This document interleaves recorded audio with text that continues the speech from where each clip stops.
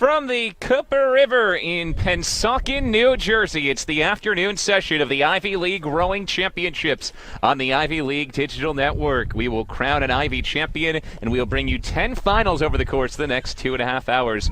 Hi, everybody. Glad to be with you with Dave Vogel, Bill Spaulding. Christy Devlin will be along a bit later on as well.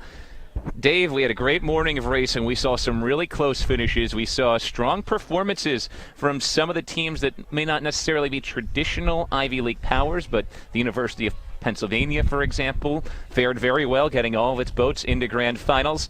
And at the same time, we saw strong performances from the number one seeds in each event as well, locking down spots in the grand final. It means we're probably set up for some fast and some really close racing here over the course of the next 2.5 hours. No doubt. This is also an increasing tailwind. Yes.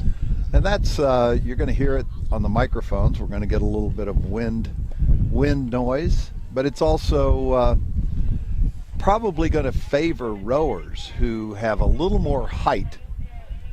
The boats are going to travel faster. That's going to create a shorter time in the water. So the taller athletes with longer strokes and the athletes who row cleaner, that may come into play where possibly the power side of the equation is a little bit diminished in these conditions. You mentioned the weather. The temperature now around 60 degrees, but the wind increasing. At our last check, it was 8 miles an hour, but it has started to get stronger and stronger. So I think that number is going to go higher and higher over the course of the next few hours and possibly up to 12, 13, 14 miles an hour through the course of the day. Yeah, it's going to be something when it gets to double digits. At some point, the wind will be so strong that it's no longer helping the crews. It'll actually be creating a disadvantage because it just will be too much to handle.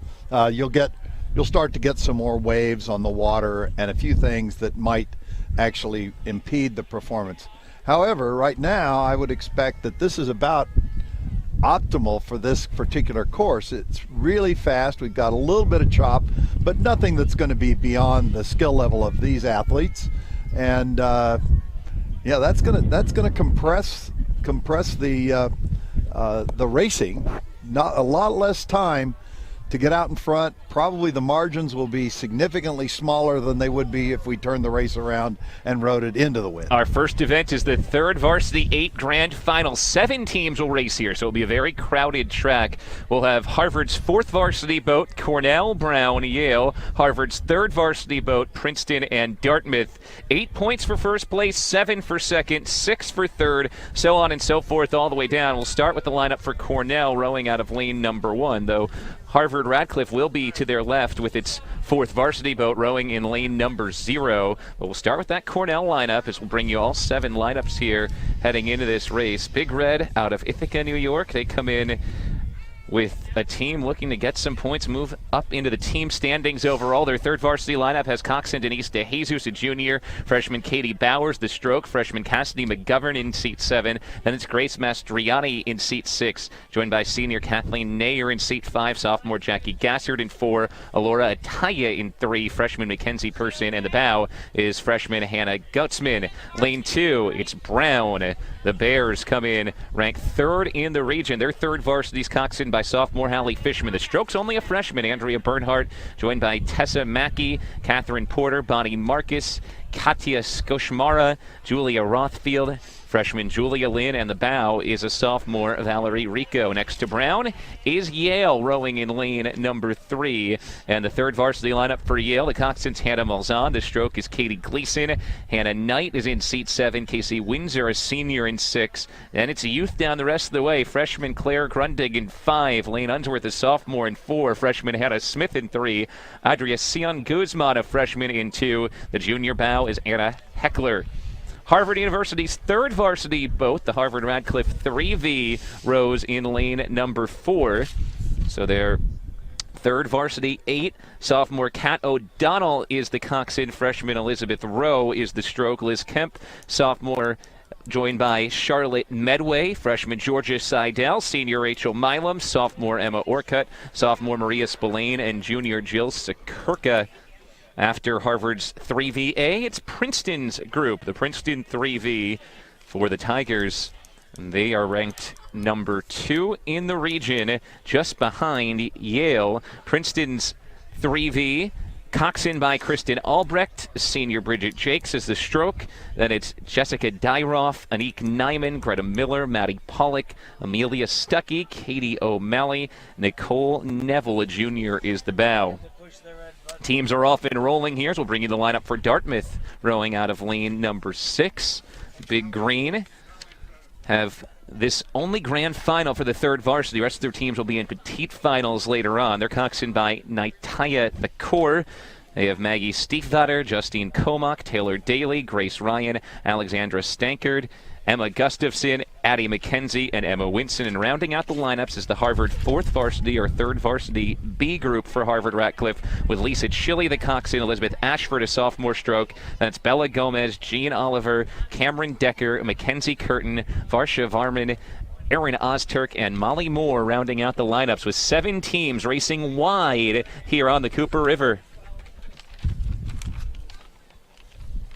A bunch start so far. This is the only group, along with our next race, the Varsity 4C final, Dave, that doesn't have the 2-race turnaround today. They did not race preliminaries, which is why we have a 7-team final here at 3rd Varsity. And we're going strictly off of the seedings by the coaches. So it's really a bit of an untested group here, given that nobody's raced down the track like has happened in the heat races this morning. Of course, Harvard Radcliffe with 2 teams in this group, showing off their depth. They always have one of the largest rosters in the Ivy League, racing a 3V and a 4V. Their 4V way off to the left, the 3V right in the center of your picture. They're battling early on for Harvard Radcliffe, right there with Yale and Princeton in the mix in the middle. Well, if the coaches know anything about it, they've seeded the faster crews into the middle of the course, yep.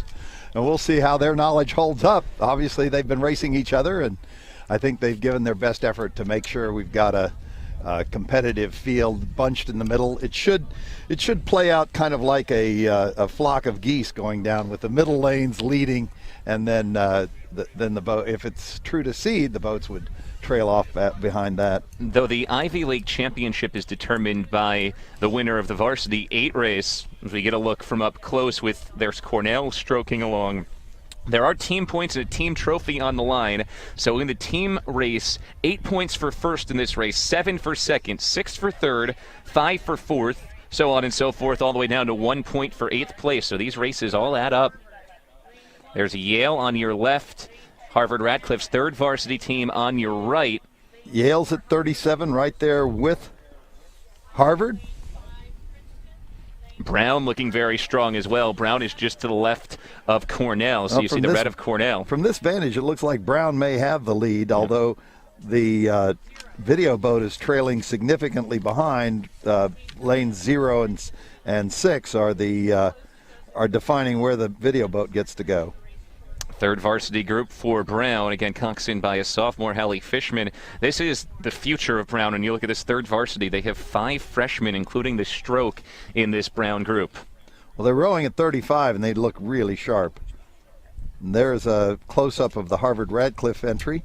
Yeah, that's the Radcliffe 4th varsity boat in lane 0. In lane 0. Meanwhile, Cornell, and you see Brown way out in front. They're on the other side of Cornell, so they've really gotten off to a great start. Bears have that lead, and they're out in front of Harvard Radcliffe and Yale, battling for 2nd place right now, but it's Brown with a full-length lead, maybe more, starting off the finals today. Yeah, that's a good strategy to get out in front in these kinds of conditions. You've got Brown, Radcliffe, Yale, Cornell, in that order. Princeton, Dartmouth, and Harvard trail. Brown out in front. They've got a full boat length over Harvard. Harvard Radcliffe in 2nd, Yale in 3rd. Yeah, Yale right there in 3rd, stroking along, trying to get back into contact with Harvard Radcliffe on the outside. Right now, Harvard Radcliffe in 2nd, Brown in 1st. Brown rowing at 39. They're pulling away from the field. Yale trying to get on terms with Harvard. That's going to be an interesting race to claim 2nd place, but it's all Brown. Yeah, Bears continue to stroke. They're known for their high stroke rate, and their finishing sprint They are really laying into the oars here, trying to bring it home. Well, they like this wind. Obviously, they are using it to their best advantage. They got out front early, and they're holding it. Unofficial time just at 6:20 so far, so they are flying. Brown first, very close for second. This is going to be another really tight finish. At third varsity, Brown comes across in first. Look at Yale, a seat ahead of Radcliffe. And Yale holds off Harvard Radcliffe for second. Harvard Radcliffe is third. Boy, that was so close for second. Great racing for the medals, and that pack is familiar to all of us who've been watching Ivy League racing with the powerhouses, Brown, Yale, Harvard up in the front. Cornell brings it through in fourth. This will be Princeton winding home in fifth. Dartmouth ahead of Harvard Radcliffe's fourth varsity right now in the race for sixth. So Princeton slots through in fifth. That earns 3 points for the Tigers. Here comes Dartmouth, earning 2 points for the Big Green. And Harvard Radcliffe earns an extra point with its fourth varsity group. Now Brown, the win at third varsity. They'll earn the gold medals in the third varsity race. They took control very early, and you talked about it in the heats. With this wind, if you build a lead early, it's very hard for teams to come back.